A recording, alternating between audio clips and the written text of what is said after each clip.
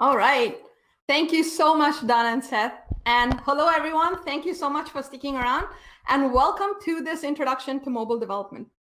My name is Nitya Narasimhan. I'm a senior cloud advocate on the developer relations team at Microsoft. This is the accompanying Learn module. You can also find it on the website, and I'll put a link to it later at the end.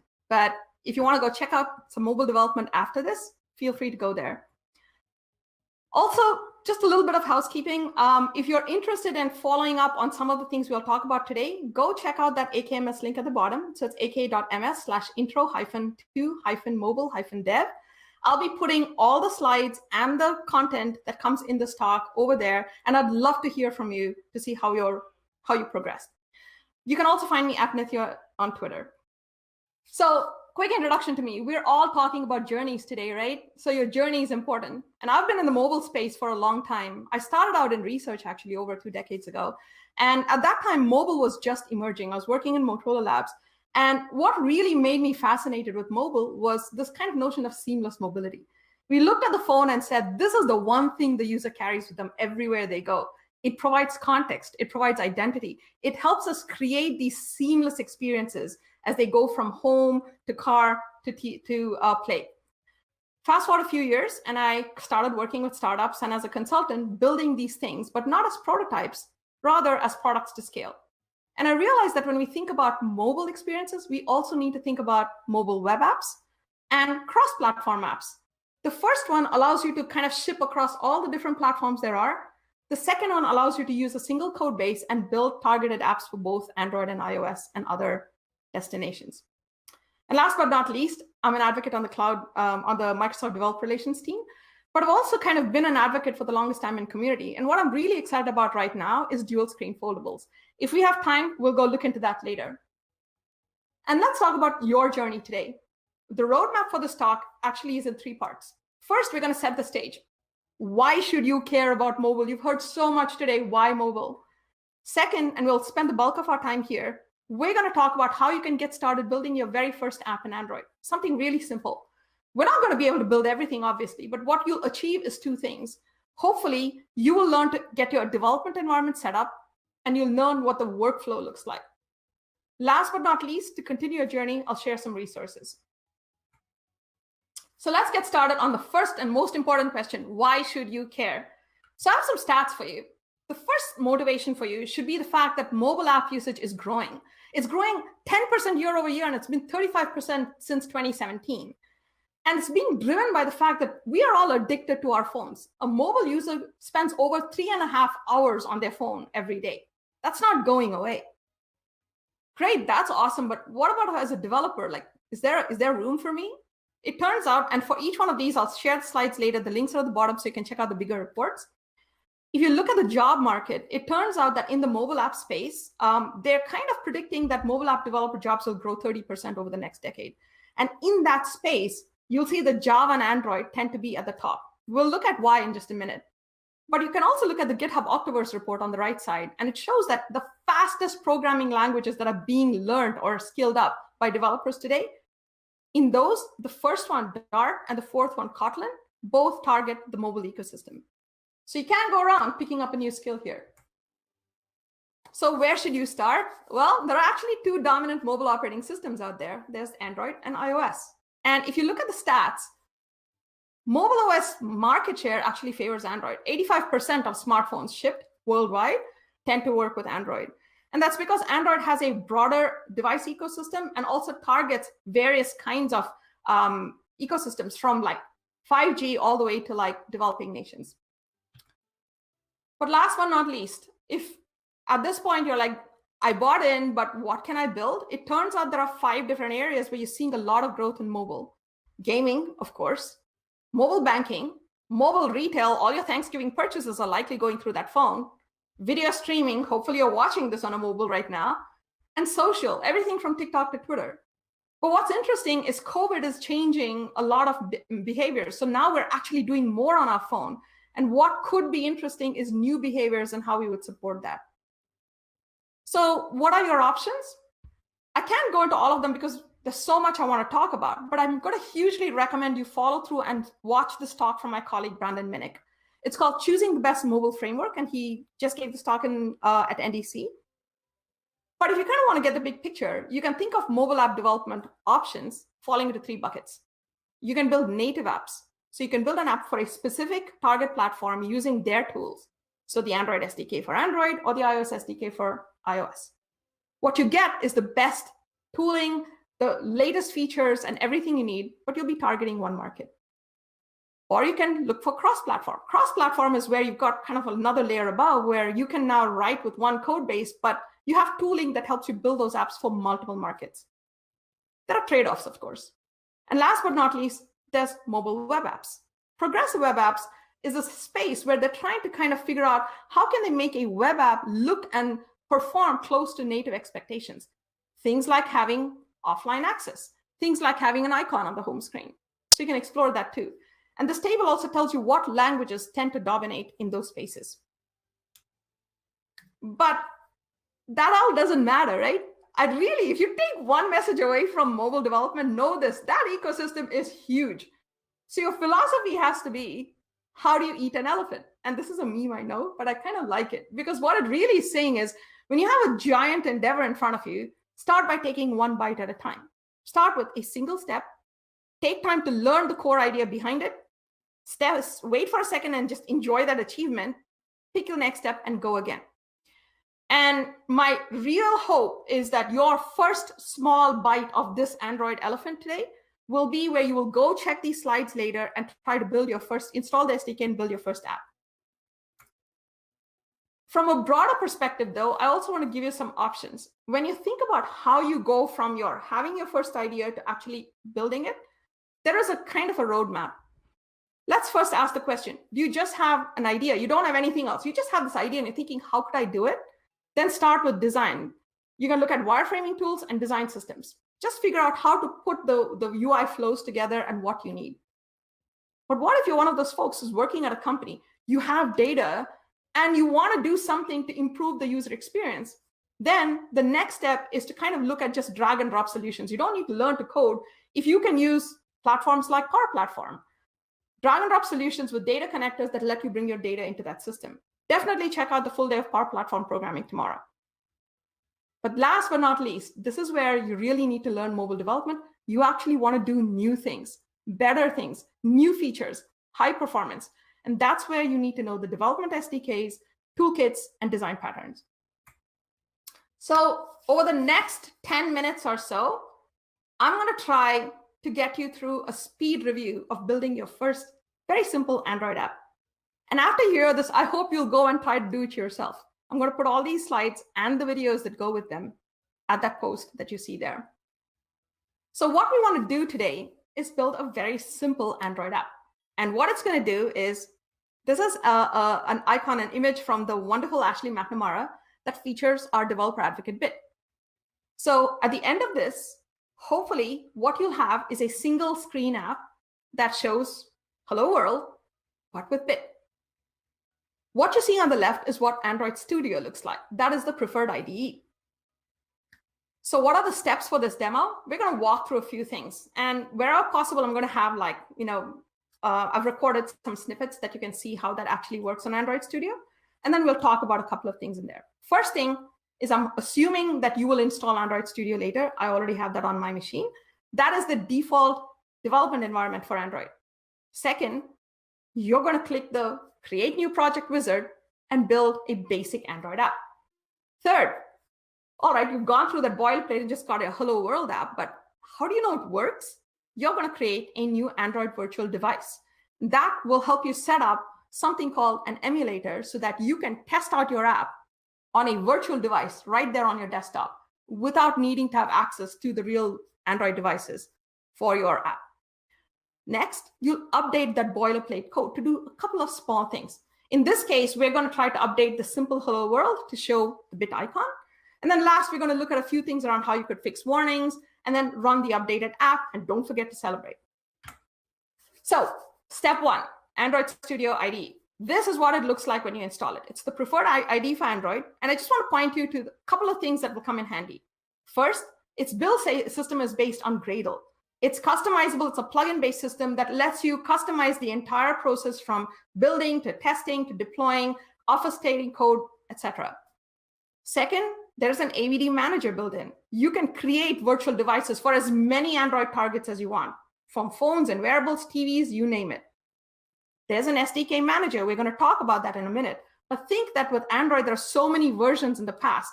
An SDK manager not only allows you to kind of target your app at older and newer versions, it allows you to update your tools and your SDKs seamlessly.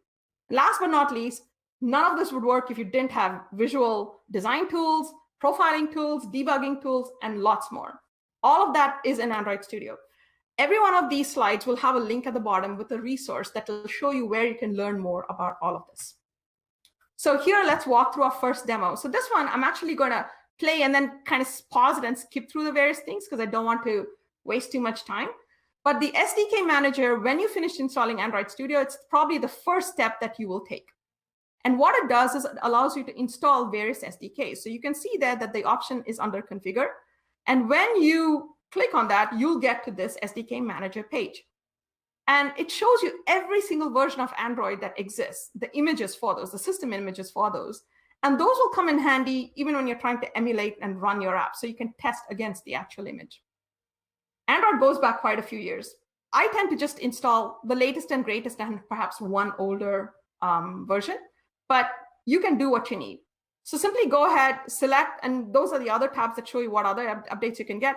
So simply just select the version that you want to install and click the button. Let's go with, I think I did Nougat, yep. Yep, and then install it, and within seconds, you should be done. So while this is finishing up, let me kind of focus on the image on the right. Why does this matter? Those are all the Android versions since ever. So early Android versions were named after pastries. You might have heard of Lollipop and Marshmallow, right? More recent ones are given numbers. So we're at Android 11 right now. But there are two reasons why you would pick the API level and platform version. The first one is kind of like when you want to figure out what's the size of the device population your app can be installed on. So if you look at this, you'll see that every device out there today, every Android device doesn't run the latest and greatest Android, right? Not everyone updates. Not everyone has the kind of device that can take the latest updates.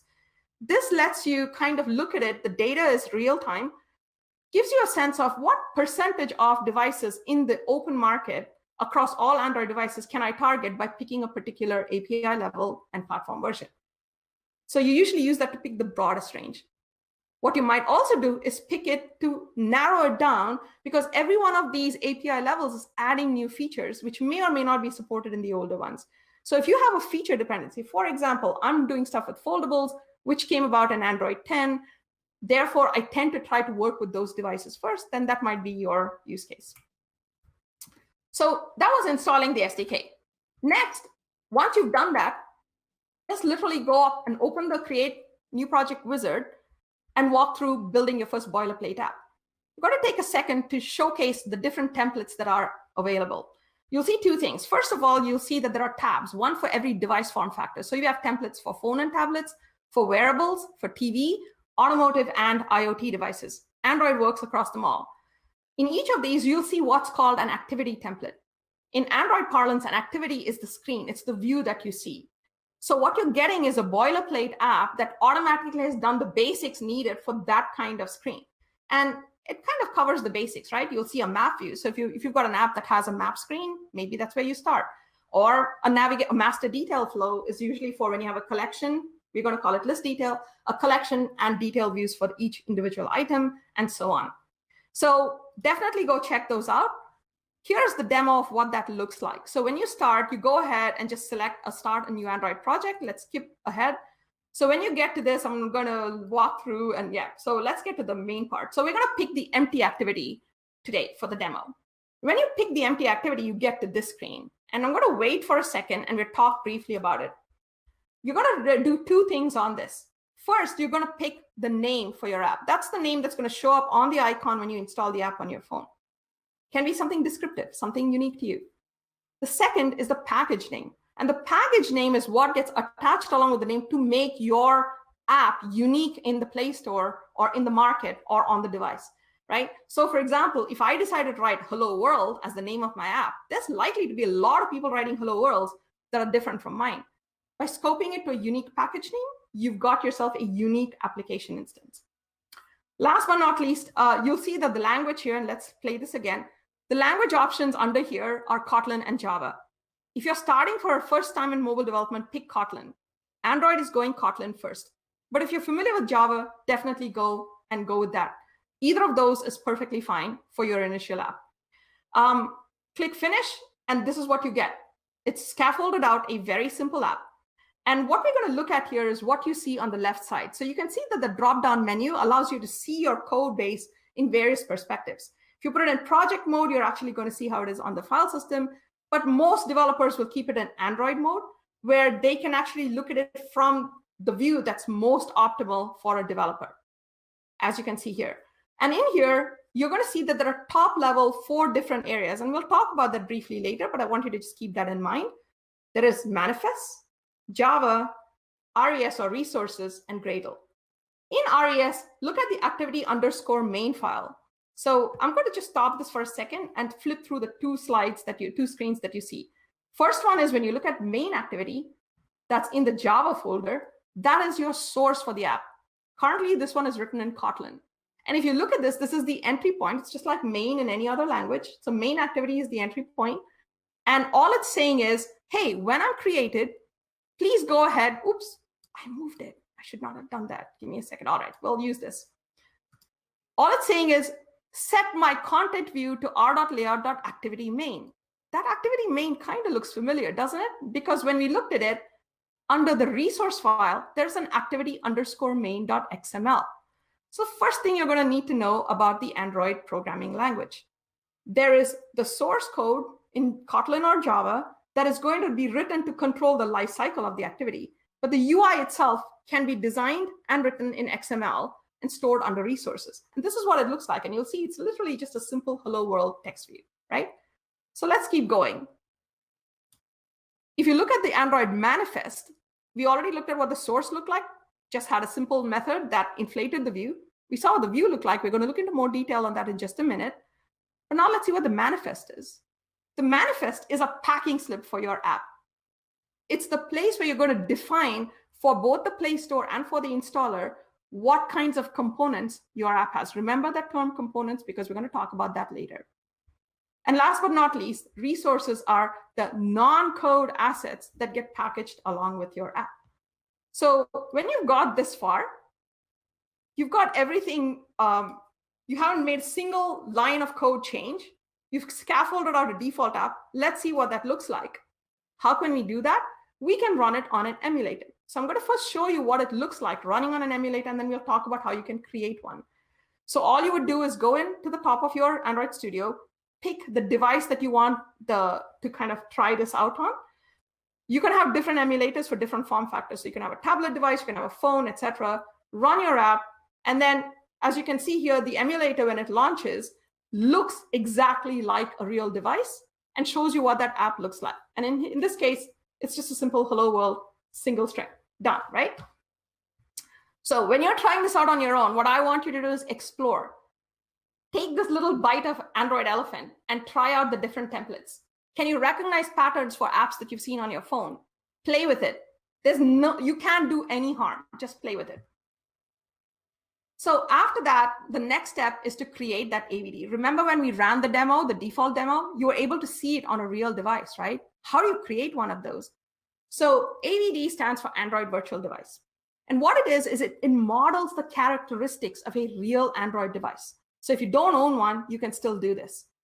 And it can have emulator skins that look and feel like that instance of the device. So when you actually take screenshots or when you see it, it feels real. Last but not least, configuration properties let you set up what the device state should be and what kinds of behaviors it should show the way you would do on a real device. So I'm going to skip the video for it.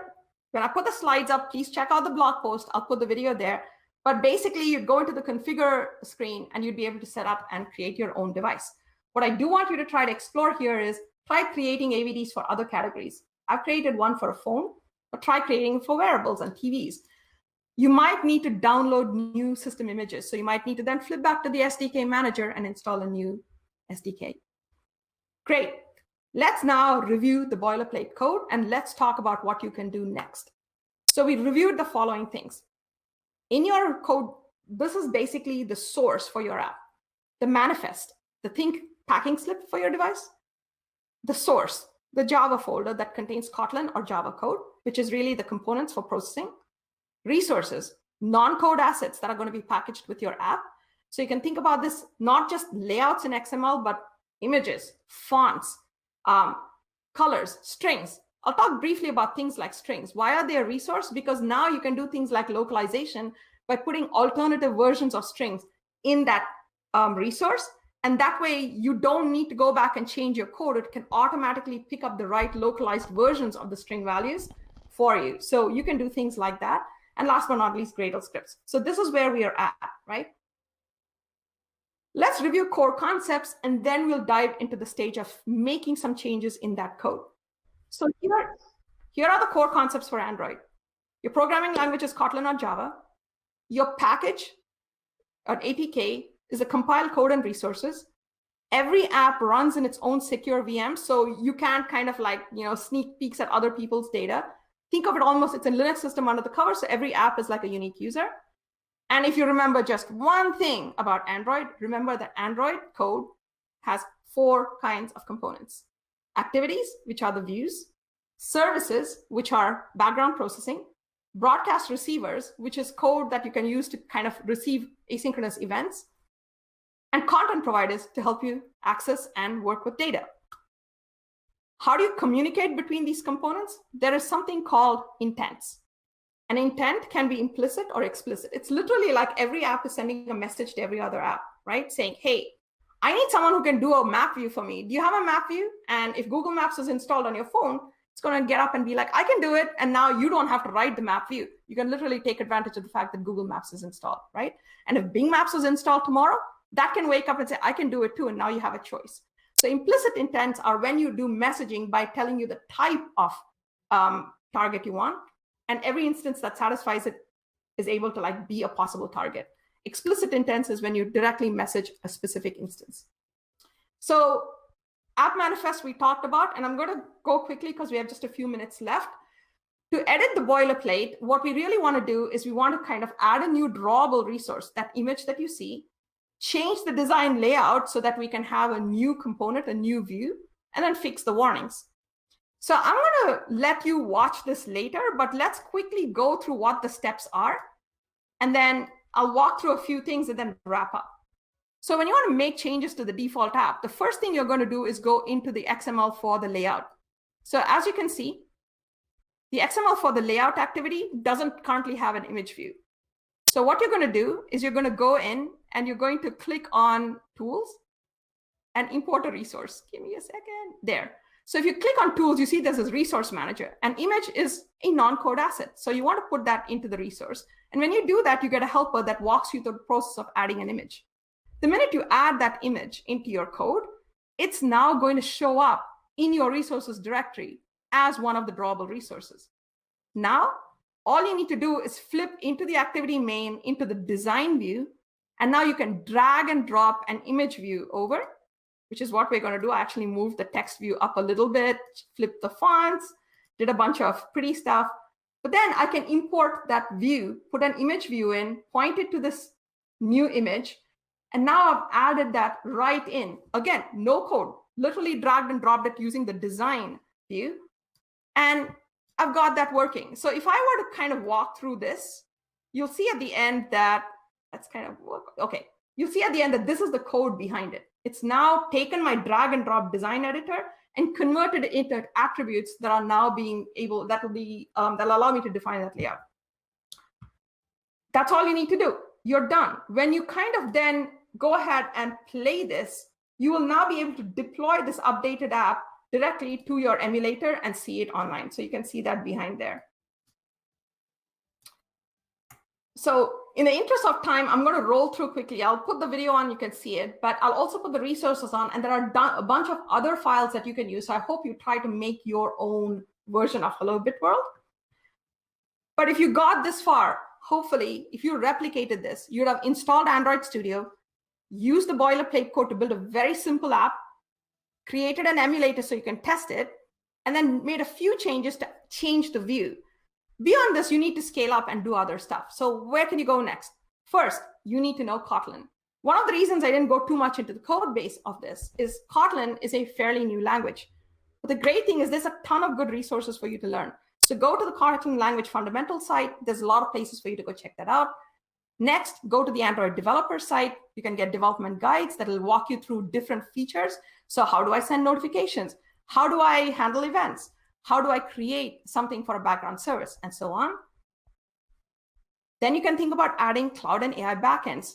We maintain a really amazing Azure for Mobile Developers page where you can find out examples of how you can do this for Xamarin. Keep an eye out for Android and Kotlin examples coming up soon. And I would be very remiss if I didn't end with the reason why I started doing this in the first place. Why is Microsoft talking about Android? Because, hello, we just launched the Surface Duo. This is one of my favorite devices right now. The Surface Duo is a dual screen multi-posture device. It's thin, and it's one of the new category of foldable devices that has productivity in mind. So you have both M365 apps and the Android Play Store. What can you do with it? Foldables is a now category in Android, but with the Duo, you have not only the ability to have multiple postures, so you can do different things based on the angle of the screen, but you have two screens. So rather than just have a single app on one screen as in phone mode, and then have a different device for tablet, you can effectively fold this out for a broader immersive spanned layout or run it on either screen. The combination of this dual screen and multi-posture is going to unlock a huge number of capabilities for our devices. So if you're interested in that, here's Hello Bitworld running without a change on the Duo. And there's a whole bunch of code samples for Android Kotlin that you can use to get started. And with that, I just want to thank you very much. Don't forget, go check out the AKMS link. Here's a recap of what we covered: setting the stage, building your first app, and places where you can continue your journey. And I hope you will tag me at Nithya and show me your screenshots. Thank you.